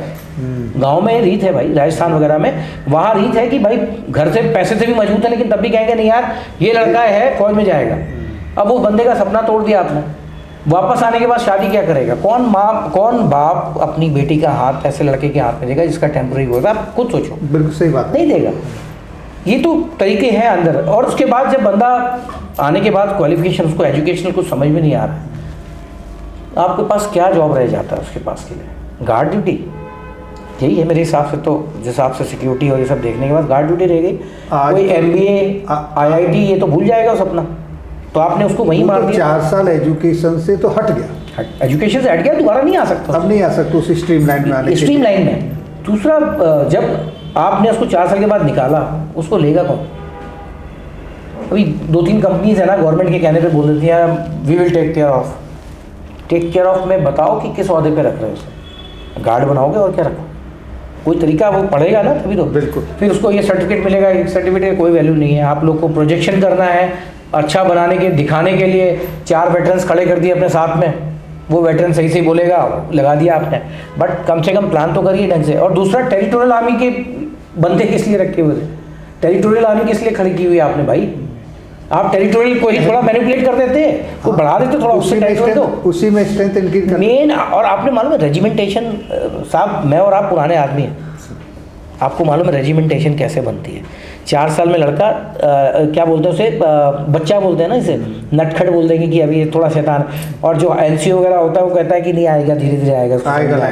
4 साल में धीरे धीरे देखता है कंपटीशन क्या होता है। एक वो चल रही होती है, बास्केटबॉल गेम चल रहा होता है, उसमें कैसे भाग रहे हैं एक कंपनी में, विद इन राइवली कैसे कि एक कंपनी से आगे निकलना है। जज्बा धीरे धीरे बढ़ता है, ये पलटन तक जाता है, रिस्पॉन्सिबिलिटी पे आता है। हमारे टाइम में हम लोग एक कंपनी से दूसरी कंपनी में बात तक नहीं जाती थी। CO तक एक इंटरनल कंपनी का वो होता था, फिर बटालियन। तो ये सब चीज़ें जो है ना, वो लर्न करने के लिए बंदे को रहना ज़रूरी है। और जब वो लर्न कर लेता है उसको आप निकाल नहीं सकते, उसको आपको रखना है। तो इस योजना पे तो विचार करना पड़ेगा। और ये जाएगी, मैं बता रहा हूँ, मैं हमेशा बोल रहा हूँ, कोई दूसरी गवर्नमेंट आएगी निकाल देगी, क्योंकि ये चलेगी। इन्होंने अभी 5-6 साल काफ़ी पैसे इकट्ठा कर लिए गवर्नमेंट ने इस पेज पे, अगर देखा जाए तो कितने से रिक्रूटमेंट नहीं हुए।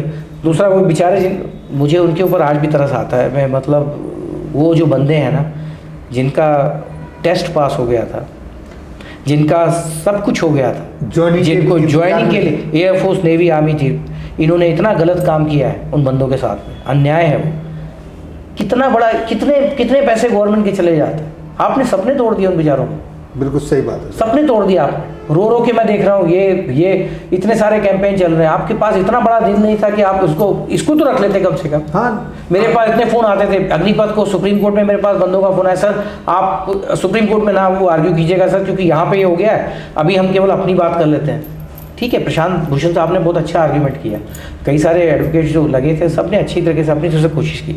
बस हम बाउंड, देखिए जजेस की भी गलती नहीं है, जजेस are also bound by the orders. यहाँ पे तो गवर्नमेंट की, जो गवर्नमेंट मना कर रही है तो पॉलिसी के बेस पे जाएंगे जी, कोई जज नहीं आएगा अगेंस्ट में, हमें तो मालूम था। लेकिन हाँ, 1-2 मुद्दे ऐसे थे जिस पे विचार करने वाला था। वो था, जब भी आप कोई बेसिक ढांचे में चेंज करते हैं उसको पार्लियामेंट्री में रखते हैं, वो इन्होंने नहीं रखा।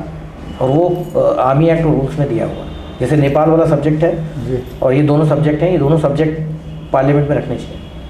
आप जो गोरखा राइफल्स हैं हमारी, जो गोरखा रेजिमेंट के बंदे हैं, आप उनको नहीं कर सकते। और आपने ना एक छोटा सा एक वो कहते हैं ना होल डाल दिया है एक जगह, जो हमें कभी नुकसान कर सकता है। गोरखा बहुत ही वफादार और गोरखा रेजिमेंट तो माना रेजिमेंट है, और आपने वहाँ पे होल मार दिया एक जगह। आपने होल इसलिए मार दिया है कि वहाँ जो बेसिक रिटायर्स हैं, जो वहाँ पे रह रहे हैं, जो पेंशन ले रहे हैं, आप उनको सब मालूम है हमारे बारे में, तो आप होल कर रहे हैं।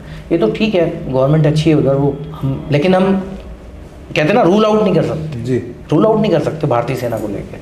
तो ये सब चीज़ें हैं जिस पे दुख बहुत होता है, ऐसे नहीं करना। और ये जो नया ER आया है, entitlement rule and GMO, disability pension को लेकर, अब ये बताइए डिसेबिलिटी पेंशन में मेरे को मतलब जो भी आदमी बैठ के पॉलिसी बनाता है, अभी आपने देखा होगा थोड़े दिन पहले पेटिशन पे पेटिशन जा रही थी, जजमेंट 2018 का आया हुआ है, उन्होंने उसको फॉलो नहीं किया। हाँ, पंजाब हाई कोर्ट ने अच्छी खासी इनको डांट सुनाई है। जज एडवोकेट जनरल साहब लगाए जा रहे हैं पेटिशन पे, डालो। पैसा किसका है? हमारा, आपका है। कोई अकाउंटेबिलिटी है इनमें से कि ये पैसा जो आप दे रहे हो गवर्नमेंट की पेटिशन के लिए, पैसा किसका है? पब्लिक का है। पब्लिक का। ये तरीका जो है ना, पहले तो बंदा किसी भी तरह का, ये मेरे को समझ में नहीं आता। आप अगर कहते हो कि मैं निष्पक्ष और ट्रांसपेरेंसी का काम कर रहा हूँ, तो नेशनल लिटिगेशन पॉलिसी है आप। 2 जजेस ने एक मैटर इश्यू डिसाइड कर दिया, तीसरे कोर्ट से भी आ गया, तो जुडिशियल माइंड अप्लाई हो गया, तो that means you don't have respect for the judicial mind. और आपको लगता है कि हाई कोर्ट के जो जजेस हैं या आर्म फोर्स ट्राइब्यूनल के जो जजेस हैं, उनके पास माइंड नहीं है, उन्होंने ठीक से नहीं देखा इसे, सुप्रीम कोर्ट ही देखेगा। एंड सुप्रीम कोर्ट जो है ना, इसलिए वो हैवली आ रहा है। जजेस तो जजेस होते हैं, जजेस, जुडिशियल माइंड तो जुडिशियल माइंड होता है। सुप्रीम कोर्ट ने अभी हाल में जो टिप्पणी दी है, वो यही दी है। जी, एक बंदे को सुप्रीम कोर्ट तक लेके खींच के ला रहे हो तुम लोग यार। मतलब थोड़ा तो वो बंदा, चाहे वो मद्रास का हो, कहीं का हो, मैं AFT के एक्ट के तरफ जब था उस पर, तो मैं उसके खिलाफ था कि भाई AFT से सीधा सुप्रीम कोर्ट जाएगा।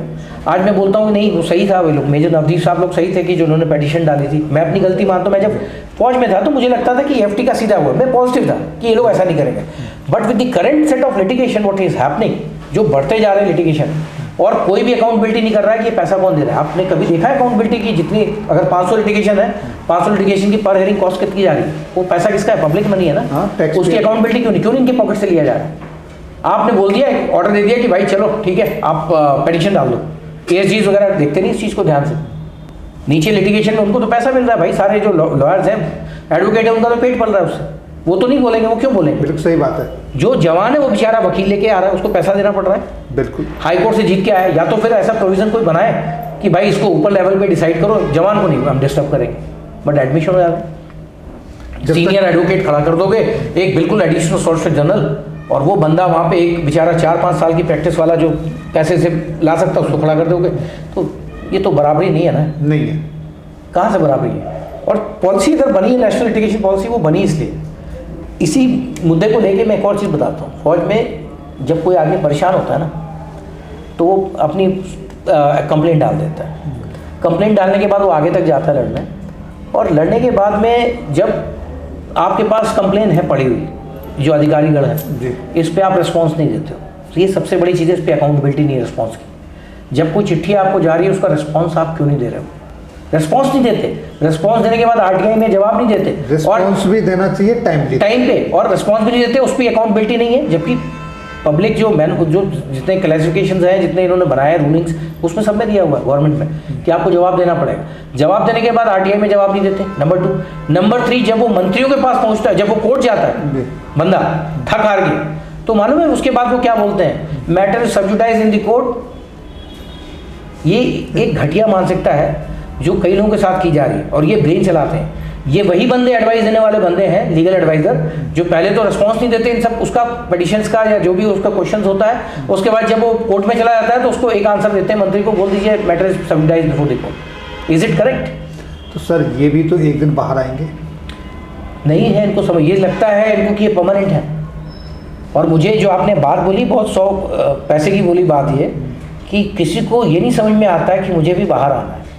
पहले पुराने इतने अच्छे वेटरन्स होते थे, आज तो वेटरन्स की भी इज्जत नहीं है। नहीं है सर। आप कहीं जाओ ना तो आपको एक दूसरी आँख से देखा जाता है, हाँ तो रिटायर हो गया, इससे मेरा क्या फ़ायदा। देखिए चीज़ें जो मानसिकता है ना कुछ लोगों में, सबको नहीं बोलूँगा, कुछ लोगों में, बट क्या होता है ना, धीरे धीरे वो लर्न करते हैं लोग। अगर आप मेरे साथ आज बुरा कर रहे हो तो 4 लोग और देख रहे हैं, तो वो सोचते ही नहीं है तो चलता है, नया लड़का भी देखेगा। तो ये सब चीज़ें, जबकि वेटरन्स का हमारे टाइम में जब हम लोग थे तो बकायदा आ जाए साफ गला, वो तुरंत चाय बनाना, ये कर सब कुछ करते थे party. Special respect, should be honour for a पल्टन कि वेटरन आ रहा है, वो हमारी धरोहर है। या किसी का भी वेटरन किसी और जगह जाता है। तो इसलिए इसकी रीज़न क्या है? हम वेटरन से एक तो साथ में नहीं है, साथ में इसलिए नहीं है कि कुछ को गवर्नमेंट, भाई veteran can not be forming a party. अगर पार्टी बना लिया आपने, मैं बीजेपी का हूँ, मैं कांग्रेस का हूँ, मैं इसमें हूँ, तो वेटरन किस बात के भाई? You are a party member, फिर तो you are an ex serviceman, party member. There is the difference between a veteran is totally dedicated toward his services और उसी प्रैक्टिस को चलाता रहता है। ये वेटरन का भी पूरा प्रैक्टिस चलता है।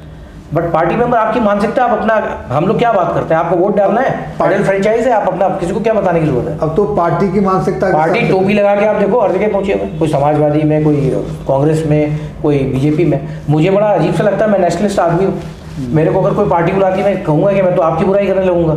मेरे लिए प्रॉब्लम क्या है कि जहाँ आप गलत जाओगे मैं बोलना शुरू कर दूंगा, तो मैं तो पार्टी के लायक हूँ नहीं। दूसरा, एक मानसिकता इस देश में बन गई कि अगर कोई बंदा गलत बोलता है तो उसको पार्टी साइड डिसाइड कर दो, एक सोशल मीडिया ट्रोलिंग स्टार्ट कर दो। अरे अपनी मानसिकता सुधारो भाई। कोई आदमी बोल रहा है, कुछ भी बोल रहा है, उसका जवाब दे दो। कोई भी है, उसका ऐसा उसका ट्रोलिंग करना शुरू कर देंगे, क्योंकि आपने, हमारी जो पब्लिक है, जनरल पब्लिक, वो भूल जाती कि भाई मैं मास्टर हूँ, I am a master, they are servant, and मुझे क्वेश्चन पूछना है, इसे आपने ऐसा कैसे गलत किया।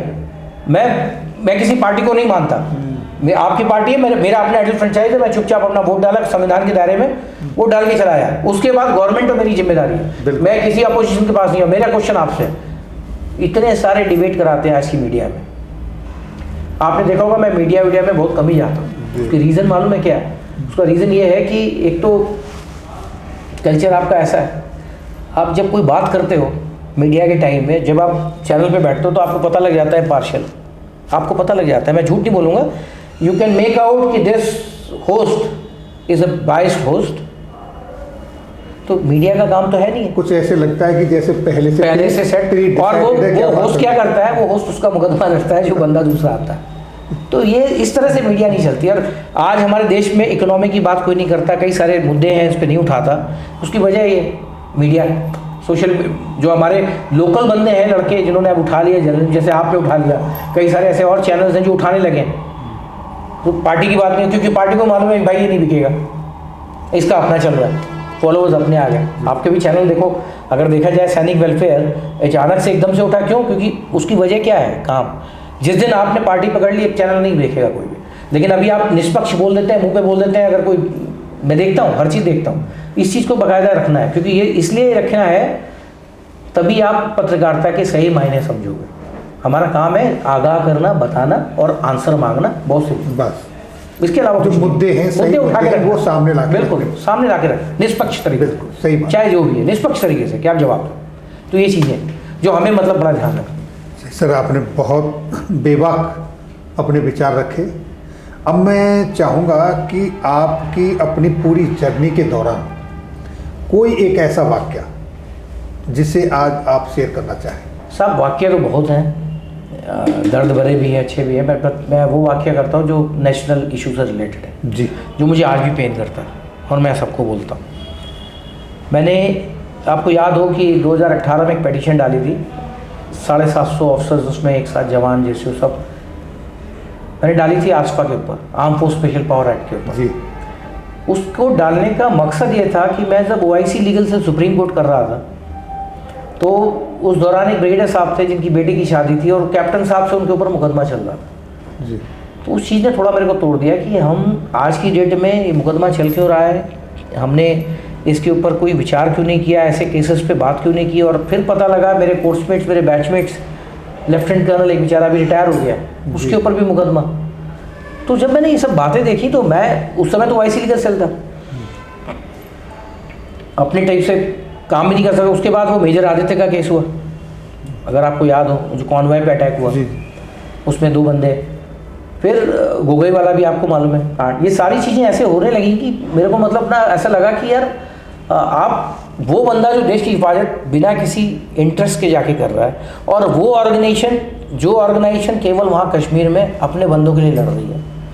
हमारा काम सही है, हम यूथ्स को भी मोटिवेट कर रहे हैं। आज के टाइम में इस गवर्नमेंट ने अच्छे काम किए कि वहाँ पे स्टेबिलिटी आ गई। इस गवर्नमेंट का हाथ है 370 का, उसमें सब आदमी को धन्यवाद देना पड़ेगा जी। इसमें कोई डाउट नहीं। बीजेपी गवर्नमेंट ने जिस तरह से जो काम उस बीजेपी गवर्नमेंट ने किया 370 का, वो कोई नहीं कर सकता था।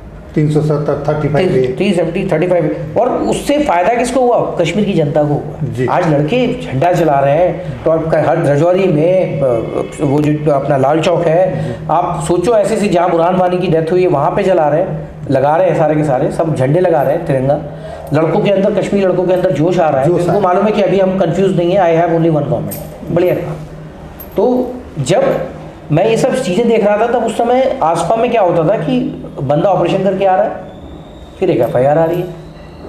अच्छा, बंदे ऑपरेशन करते भोले भाले बनते हैं जी, नॉर्थ ईस्ट हो चाहे जहाँ, दोनों जगह कहीं भी हो, बंदे भोले होते हैं। वो अपना ऑर्डर दिया, डिस्टर्ब एरिया में गए, अपना ऑपरेशन किया, चले। कोई प्रोटेक्शन नहीं है, आपने आसपा लगा रखा है but protection is not there on ground.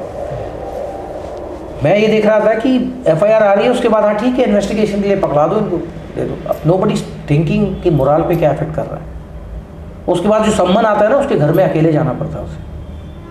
Unit से यूनिट, दूसरी यूनिट आ गई, यूनिट दूसरी यूनिट है, उसको क्या मालूम कौन बंदा कहाँ है, पता नहीं, अरेस्ट वारंट निकल रहा। मैंने ये चीज़ बोली थी कि जब ऑपरेशन होता है, don't send your man in a confuse state of mind. मतलब मारोगे तो फंसोगे, नहीं मारोगे तो फंसोगे। तो जवान को साफ है, कंफ्यूज स्टेट ऑफ माइंड में ऑपरेशन नहीं करना। और दूसरा, सेंट्रल गवर्नमेंट क्या है, ये ट्रिगर प्रेसिंग ऑर्गेनाइजेशन है। हम क्या है, बम, या आप उसको समझ लो, हम एक जो राइफल में अंदर डालते ना गोली, वो गोली है जी। तो मेरे हिसाब से जब आपने डिस्टर्ब एरिया का नोटिफिकेशन जारी कर दिया तो आपने ट्रिगर चला दिया। अब जो गोली निकलेगी, उसकी कब निकलेगी, उस गोली को आप नहीं बोल सकते कि ये जिम्मेदार है। उसके बावजूद इंडियन आर्मी इतनी बढ़िया तरीके से हर एक चीज़ को कंट्रोल करती है। ऑफिसर्स जितने हैं वो देखते हैं कि कहाँ गलत हो रहा है, कहाँ सही है, और कितने सारे अपने internal military judicial system set है कि वहाँ पे गलत नहीं हो सकता, आप पकड़ लेते हैं जी। आप बंदे का अगर किसी ने गलत किया, उसके कोर्ट मार्शल्स किए हैं, कितने बड़े बड़े केसेस में किए हमने डिस्टर्ब एरिया में।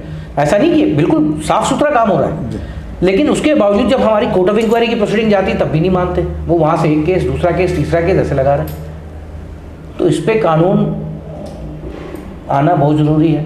अनलॉफुल एक्टिविटीज़ के बारे में अभी तो BNSS बिल्कुल क्लियर है, टेररिज्म डिफाइन कर दिया। टेररिज्म अदरवाइज सेक्शन 15 में और 5(3) में, उसमें अनलॉफुल एक्टिविटीज़ प्रिवेंशन के उसमें था।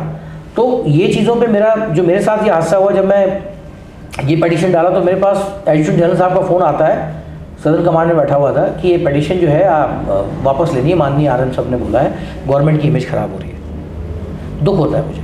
मैंने कहा मैं नहीं लूँगा वापस, और शायद उसके बाद से मैं भुगत रहा हूँ कि मेरे को बता देंगे। भाई, एक ऑफिसर का काम होता है, एक ऑफिसर की एथिक्स होती है, मिलिट्री एथिक्स होती है, जो हमने मानेक शॉ साहब से सीखा जी। हम यस मैन नहीं है, और आज अगर फौज को बचाना है तो यस मैन से बचाना है। यस मैन से मैं लिखता रहता हूँ खुल के। मैं अवार्ड, इसके बाद में, ये तो बाद में आऊँगा, एक अवार्ड के बारे में बात करूँगा। वो बहुत ही संवेदनशील मामला है, जिसमें लोगों को बोलना नहीं आता, और मैं बोलता हूँ लोगों को बुरा लगता है। ठीक है, तो पहले तो ये पॉइंट मैंने बता दिया कि इस तरह की जो हालात हुए हैं, जिसकी वजह से बंदे और उनकी फैमिली परेशान हो रही हैं, जा रही हैं, पता कर रही हैं कि कहाँ पे संबंध है। एक बंदा घर में बैठा हुआ है, हवलदार, बेटी की शादी करनी है, उसका वो आता है, पता लगा सजा भी हो गई अगर किसी को, तो क्या गया, घर खराब हो गया, पूरा ख़त्म कर दिया आपने फैमिली। पेंशन यहाँ मैं आपको 1 मिनट रोकना चाहूँगा। साथियों, अभी जो कर्नल साहब ने बातें बताई वो बातें हैं कि जब ड्यूटी के दौरान, हमारी ड्यूटी के दौरान अगर कोई ऐसी घटना घट जाती है जहां वहां की लोकल पॉपुलेशन, गवर्नमेंट फौजी के अगेंस्ट में कोर्ट केस करती है, FIR दाखिल करती है, तो उसके संबंध में सर बता रहे हैं कि बाद में यूनिट भी चली जाती है, दूसरी जगह पर ट्रांसफ़र हो जाता है, दूसरी यूनिट आ जाती है। इंडिविजुअल हो सकता है कि पेंशन भी चला जाए, लेकिन उसको कोर्ट केस लड़ने के लिए आना पड़ता है। उस संदर्भ में ये बातें चल रही हैं। जी सर, अब आप कंटिन्यू। ये मैं कहना चाह रहा हूँ कि उसमें आपको सबसे पहले तो कानून स्ट्रिक्ट बनाना चाहिए कोलैटरल डैमेज का। जी। कुछ भी ऑपरेशन हो गया है, आप आंख मान के चलिए, पूरा देश आपके साथ रहेगा, पूरा देश, और मिलिट्री के ऊपर छोड़ दें। अगर आपको अपनी मिलिट्री के ऊपर भरोसा नहीं है ना, फिर तो मिलिट्री भी आपके लायक नहीं, फिर तो राम भरोसा। आप बिल्कुल, मैं कह रहा हूँ मिलिट्री के ऊपर भरोसा करना पड़ेगा।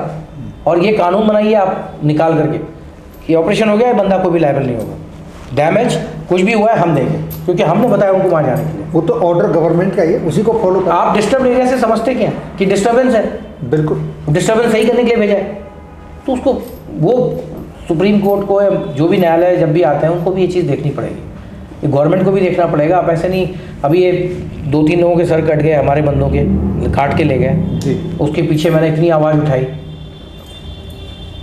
कोई इस पर क्लैरिटी नहीं है, कोई डिस्कशन नहीं है मीडिया में। आज की मीडिया डिस्कस नहीं करती सारी चीज़। हेमनाथ की माने हेमनाथ में जो शब्द कहते सर वो और शब्द 2-3 है अभी तक आए नहीं। उन्होंने लिमिट के लिए बोला था कि जब मेरा बेटा, तो आपने एक एक अंग चेक करके लिया था और मुझे बेटे का सिर तो दे दो। यही चीज़ अभी तो 2 लोगों का असर नहीं आया ना, अभी तो बात ही नहीं हो रही, इस पर डिस्कशन नहीं हो रहा। ये सब चीज़ें दुख होता है। तो आप देखोगे कि आपका जैसे आप ऐसी चीज़ें लिखोगे तो आपके चैनल को नीचे कर देंगे, ट्विटर पे अगर आप डालोगे आपको ट्विटर की रीच कम कर देंगे। क्या कर लोगे यार, जवान तो नहीं, मारना ही पड़ेगा मुझे, तभी मैं बंद होऊंगा, ऐसे तो बंद नहीं होगा। एक चीज़ और मैंने आपको बताई, सबसे इंपॉर्टेंट चीज़ आज की डेट में ट्रांसपेरेंसी की बात है। मैंने अवार्ड के बारे में बोला, लोग नहीं बोलते, मैं खुल के बोलता हूँ। PVSM AVSM ये अवार्ड है। एक बंदे को शौर्य चक्र मिल रहा है, फिर आप इनकी सीनियरिटी देखते हो, काम देखते हो।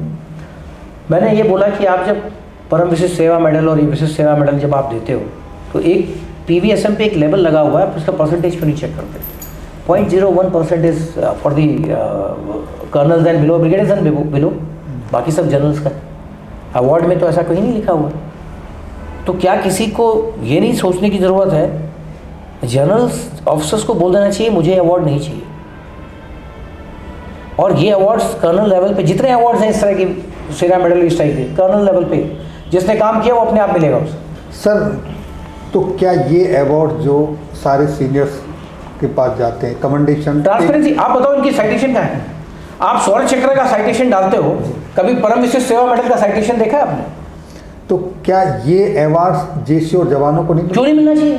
तभी तो मैंने बोला भाई, एक बंदा जेसीयू अपनी प्लेटून को इतनी अच्छी तरीके से कर रहा है कि उसने ऐसा कुछ काम कर दिया कि उसे फील्ड को छोड़ दो, किसी भी टाइम में किसी भी तरह का कोई भी काम दिया गया, अगर वो काम उसका उस लायक है तो उसको दे दो। कर्नल मेरे हिसाब से कमांडिंग ऑफिसर्स को ज़्यादा बनता है, आप भी मानोगे मेरा भी मानोगे। ये अवार्ड अगर कहीं जाता है तो कमांडिंग ऑफिसर्स का जाता है, क्योंकि उसके जो प्रेशर्स होते हैं, जो उसका काम होता है, उससे ज़्यादा मेरे हिसाब से किसी को प्रेशर नहीं आज की डेट में कमांडिंग ऑफिसर। और अगर ये यही रोक दोगे ना तो आगे कोई कुछ बोलेगा नहीं। बिल्कुल सही बात है सर। मानते हो नहीं मानते हो आप ये बात? सर कुछ लोग ऐसे हैं जो, अब मैं आपसे बात करूं, एक AC का ड्राइवर है, 24 साल नौकरी करके हवलदार आता है, 24 साल में से 18 साल वो रोड पे गुजारता है। बिल्कुल सही बोल रहे हैं आप। 18 साल वो रोड पे गुजारता है और वहीं पंप लगाता है, स्टोव से खाना पकाता है, जहाँ डेरा डल जाता है वहाँ डलता है, वही सोता है, वैसे वहीं सोता है। सही है, बिल्कुल सही बोल रहे हैं आप। अगर वो किसी के सामने नहीं आ रहा है तो क्या उसको रिकॉग्निशन नहीं मिलना चाहिए? बिल्कुल, क्यों नहीं मिलना? एक कुक जो आपको 5 स्टार जैसा खाना बना के देता है, उसकी भी तो पहचान होनी हाँ, चाहिए। मेस में अगर वो बंदा काम कर रहा है, जिम्मेदारी से काम कर रहा है, सारी ड्यूटीज हैं, सारी सर्विस। हाउस कीपर, बिल्कुल। आप एम्स जैसे हॉस्पिटलों में घूम के आ जाओ। अरे साहब, आपने एम्स की बात बोली, यहाँ तो सोच ही अलग है। आप RNR में देखो, RNR जो पोस्टिंग है इसको तो फील्ड डिक्लेयर कर देनी चाहिए। जितने डॉक्टर्स हमारे पीस में काम करते हैं, सबसे ज़्यादा काम कहाँ है? पीस में। लेकिन उनको कुछ नहीं मिलता। पीस में कितना ज़्यादा डॉक्टर के ऊपर प्रेशर होता है, पेशेंट ज़्यादा होता है। तो वही आप बोल रहे हो, ये रिकॉग्निशन की कई सारे पार्ट्स हैं जिनको मिलना चाहिए, डॉक्टर्स को मिलना चाहिए। अपने हॉस्पिटल को 5 स्टार होटल की तरह चमका के रखता है। बिल्कुल बिल्कुल, उनको मिलना चाहिए, बिल्कुल उनको भी मिलना चाहिए, बिल्कुल मिलना चाहिए। इवन डॉक्टर्स तो आप अगर देखो, आपने बात बोली तो उठाई, मेरे को भी डॉक्टर्स का तो सबसे ज़्यादा काम है, जो जिस हिसाब से बेचारे काम कर रहे हैं। कुछ ऐसे काम है जिसमें लोग इतना सारे पेशेंट्स को देख रहा है, कई चीज़ें कर रहा है, ये सब चीज़ें अवार्ड्स इनको जाने चाहिए। कई सारे मतलब अवार्ड्स को ऐसे लेवल पे आप करो सर। अगर आप बराबर बना के, अगर आप डॉक्टर्स की बात करते हैं तो मैं 30 साल EMC में सर्विस करके आया हूँ। 2 बजे 2:30 बजे मेडिकल स्पेशलिस्ट जाता है बंदे के लिए, और उसके 10 मिनट के बाद एक केस आ जाता है, कॉल ड्यूटी पे आना पड़ता है। यही तो मैं बोल रहा हूँ, खाना भी नहीं खाया, कॉल ड्यूटी पे आते, रात को 12 बजे हो, 1 बजे हो, कभी वो कॉल ड्यूटी पे। बिल्कुल, मेडिकल कोर में अच्छी खासी प्रेशर है। और ये जो डिस्टिंग्विश सर्विसेज है ये इनकी है एक्चुअली। MNS नर्सिंग ऑफिसर, जो आपके नर्सिंग असिस्टेंट हैं, ये सब डिस्टिंग्विश सर्विस है। क्यों? क्योंकि कॉल ऑफ, ये अपनी तनख्वाह से 10 से 5 वाला काम नहीं कर रहे। और तो अब नफरी आपको मालूम ही है, एक आदमी का काम 2 फौजी का काम एक आदमी, एक फौजी करता है, जिस हिसाब से हमारे पास काम। उसके बाद वो एडमिनिस्ट्रेशन भी देख रहा है, सारी चीज़ें देखने वाली चीज़ें हैं, सब विचार वाली चीज़ें हैं, जो बैठ करके एक ट्रांसपेरेंसी के बेस पे करना पड़ेगा, बिल्कुल ट्रांसपेरेंट होकर के काम करना पड़ेगा। और दूसरा बड़ा दिल रखना पड़ेगा कि यार ठीक है, आज के बाद से ये बंद, इसको ऐसे स्टार्ट करते हैं, बाकी का देखा जाए। जो हो गया वो हो गया, हो गया, हो गया। जब जागो तभी सवेरा। जब जागो तभी। आपको ऑर्गेनाइजेशन को अच्छा करना है। मेरे हिसाब से मैं अगर अपने जवानों के साथ लड़ना चाह रहा हूँ तो मेरे जवान को एक हल्का सा भी डाउट नहीं होना चाहिए कि साहब ने ना अपने लिए बहुत अच्छा कर रखा है, साहब तो अफसर साहब है, साहब तो साहब है, वो नहीं होना चाहिए। उसको लगना चाहिए अरे यार साहब इतनी मेहनत करते हैं, साहब डिजर्व करते हैं, जैसे पहले भी होता था। तो वो चीज़ें हम तभी लाते हैं जब हम ट्रांसपेरेंसी रखते हैं हर चीज़ में, चाहे जिसमें ट्रांसपेरेंसी रखिए आप, और ट्रांसपेरेंसी के साथ बड़ा विचार रखिए, सोच रखिए। ये आजकल की जो यस मैन की जो दौड़ चल रही है ना, ये दौड़ बहुत गलत है, खतरनाक है। प्रमोशन भूल जाना चाहिए मेरे हिसाब से। ऑफिसर को, मैंने जो अपना पर्सनल एक्सपीरियंस है, प्रमोशन नहीं सोचना चाहिए अगर आपको अच्छा करना है। लेफ्टिनेंट कर्नल कोई रोक नहीं सकता तुम्हें, लेफ्टिनेंट कर्नल का पेमेंट 4 है जी, मोटिवेशन है, ऐसा नहीं है नहीं है। लेफ्टिनेंट कर्नल के ऊपर गलत नहीं करो, नहीं बनोगे नहीं बनो, नहीं बनोगे नहीं बनो। किसी भी रैंक में अगर आपको कोई बोलता है अपनी चीज़ों को, अपने स्तर को नीचे लाने के लिए, नहीं बनो। मैं तो नीचे लेवल बोलता हूँ। रेगुलेशन पैरा 316 और रेगुलेशन पैरा 317 डिफेंस सर्विस का क्या बोलता है? Obligation to bring dishonesty to the notice of the superior. और अपने में माहौल ऐसा रखना है कि हर आदमी के बीच में एक अच्छा माहौल रहे, तालमेल। हाँ तालमेल रहे, जेसीओ जवान उसमें क्या है, यही तो है रेगुलेशन। आपकी आर्मी रेगुलेशंस आपको बोलती है, मैं तो कुछ ऐसी चीज़ नहीं, मैं अमित कुमार बोल रहा है जी, ये तो आर्मी रेगुलेशन बोल रहा हूँ, जो मैं बोल रहा हूँ और याद दिला रहा हूँ कि भाई आपकी ड्यूटी है 316 में। अगर यहाँ कंप्लेन आती है तो कंप्लेन आपने देख ली, पार्शियल एटीट्यूड आपका है, करना है एक्शन नहीं करना। किसी पे अनॉनिमस पे एक्शन कर देते हो, किसी पे एक्शन ही नहीं करते, नाम साइन लिख करके भेज रहा है तो एक्शन नहीं करते, तो व्हाट इज दिस? गलत है, गलत है। ट्रांसपेरेंसी, ट्रांसपेरेंसी बहुत ज़रूरी है हर जगह। आप खड़े हो, ये प्रिविलेज, ये जो प्रिविलेज वर्ड है ना फौज में चलता है एकेडमी से, ये प्रिविलेज वर्ड खत्म हो जाना चाहिए। प्रिविलेज नहीं, करप्शन हो जाता है प्रिविलेज बीच के बाद में। प्रिविलेज धीरे धीरे धीरे it becomes a corruption. And वो कहते हैं ना, honesty is best defined as a lack of opportunity. जी जी। तो अगर आपको किसी ऑर्गेनाइजेशन को साफ रखना है ना, पहले तो ये हटाओ साइड से। है ऐसे अपने में बहुत संघी लोग हैं, उनको संघी बुलाया जाता है, फिर वो बेचारे ऊपर नहीं जाते तो बोल देते हैं खड़े। बट जो नए लड़के आ रहे हैं, जो नए ऑफिसर्स आ रहे हैं, मेरे को मतलब मैं अभी भी आज भी बात करता हूँ तो मुझे ये लगता है कि अगर मैं ये अभी नहीं सही से, हमारा काम क्या है इनको सही करना, तभी ऊपर जाके सही जाएंगे। तो वो सब चीज़ें अगर गलत चीज़ें सीखेंगे देखेंगे तो वो सोचेंगे नहीं ये तो अपराइज है, नीम ही गलत रखी जाएगी तो फिर आगे तो गड़बड़ होगी। हमारी जिम्मेदारी है और हमारी वेटरन्स की जिम्मेदारी है कि हम इनको आगाह करते रहें, याद दिलाते रहें कि तुम ये गलत कर रहे हो। बिल्कुल सही बात है सर। क्योंकि फौज है, ऐसे नागरिक भी मेरी जिम्मेदारी है कि इसकी जो इमेज बना के, इथोस बना के, मिलिट्री इथोस बना के, कस्टम्स बना के जो लेके गए हैं उसको वैसे ही रखें। आप कॉलोनियल माइंडसेट है, आपको रखना है जरूरी, क्योंकि फौज में अगर नहीं रखोगे तो डिसिप्लिन नहीं बनेगी। बट वो कॉलोनियल माइंडसेट चेक पे होनी चाहिए। दूसरा ट्रांसपेरेंसी होनी चाहिए। ट्रांसपेरेंसी, आपको जवान कच्चा खड़ा होता है साहब। जवान क्या है? कच्चा खड़ा है। आप मोटिवेट करोगे ना, वो साला जान देने के लिए राजी है। लेकिन अगर आपको देख रहा है वो जवान नया आकर के कि हाँ तो ये हो रहा है वो हो रहा है, और आप ध्यान नहीं रख रहे, बेसिक्स थिंग्स है। ऑफिसर का काम क्या होता है? अपने वेलफेयर को, चैटूट चढ़ो है ना clear, safety honour and welfare of your country come first. Safety, honour, welfare, 3 चीज़ें। Your own ease and comfort वो लास्ट में आता है। तो सेफ्टी, ऑनर, वेलफेयर में पहला सेफ्टी जवान का या अपने नीचे सबॉर्डिनेट का, ऑनर उसकी, ऑनर जो आप बता रहे थे ना मोबाइल छीन लेना, ये सब ऑनर के अंदर में आते हैं। Welfare is disability. मैंने तीनों चीज़ें बता दी। आज तक कभी कोई उंगली नहीं करता था, अभी स्टार्ट कर दिया है। ये तो बड़े अच्छी तरीके से रह रहे हैं। मैंने बोला ना कि पाकिस्तान क्या, सारी एनिमीज, हमारे ऑफिसर्स और मेन के रिलेशनशिप की इतनी ज़बरदस्त बॉन्डिंग है, इसको तोड़ने पे लगे हुए हैं कई सारे लोग। हमें बड़ा सतर्क रहना पड़ेगा और हमें अपने आप में जो यसमैन्स है ना, मैं सिंपल सी बात बोलता हूँ अपने फौजियों को भी और ऑफिसर्स को भी, ज़्यादा नहीं बिल्कुल साफ बात बोलता हूँ। तुम्हें तनख्वाह मिल रही है, काम करो, गलत नहीं होने दो, नहीं गलत अपने सामने बर्दाश्त करो। क्या होगा यार, नहीं बनोगे आगे, यही होगा ना साहब, प्रमोशन नहीं होगा। सब तो नहीं बनते ना, सब तो नहीं बनते ना, लेकिन जो नींद आती है ना चैन की, वो नहीं। और दूसरा आपके अंदर में रहता है कि भाई मैंने गलत नहीं किया, मैं गलत होने नहीं दूंगा। और तीसरा वो बंद, आप नीचे भी हो जाओगे ना, वो जो जवान और नीचे वाला जूनियर देख रहा है ना, वो रिस्पेक्ट करेगा, आपको सम्मान मिलेगा। सब मिलेगा, सम्मान मिलता है साहब। मैंने पर्सनली नोटिस किया हुआ है मेरे अपने केस में, मैं यहाँ डिस्कस नहीं करूँगा, किसी और फोरम में करूँगा बाद में। मैंने देखा है कितने सारे जवान जेसीओ ने साहब ये कर देंगे, एक आ रहा है साहब कलम कर दूंगा सर आप बताओ नाम, कितना कुछ मैंने देखा। मुझे ये लगा कि मैंने अंदर से एक सेटिस्फेक्शन है कि मैंने अपनी नौकरी सही से की। मुझे यही सेटिस्फेक्शन आया कि शायद ये मेरे को एक तरीका मिल गया है कि मेरे को लग गया कि मैं सही जा रहा हूँ, गलत अभी नहीं। जब होऊंगा तब भगवान है, आप लोग वो चेक कर लेना मुझे। जब सही किया है वो उसी का परिणाम है, परिणाम उसी का। और समाज को हम जो देते हैं वही हमको वापस मिलता है। साहब आज भी बाहर आने के बाद भी तो जिम्मेदारी तो पड़ती है, यूथ के लिए जिम्मेदारी है। नया लड़का है, फौज में ज्वाइन करना है या कुछ करना है, उसको बताना सही चीज़ है, गलत नहीं बता सकते आप। बिल्कुल क्या करना है सही, आपको कैसे रहना है। हमें मेरे पास आते हैं SSB की कोचिंग चला रहे हैं लोग, अपना पैसा से बना। मैं केवल सिंपल सी बात बोलता हूँ कि यार ये सिस्टम बहुत साफ है, तुमको खाली ये है कि अपनी सोच 51 अल्फा के दायरे में ले आओ, फंडामेंटल ड्यूटीज़ के दायरे में।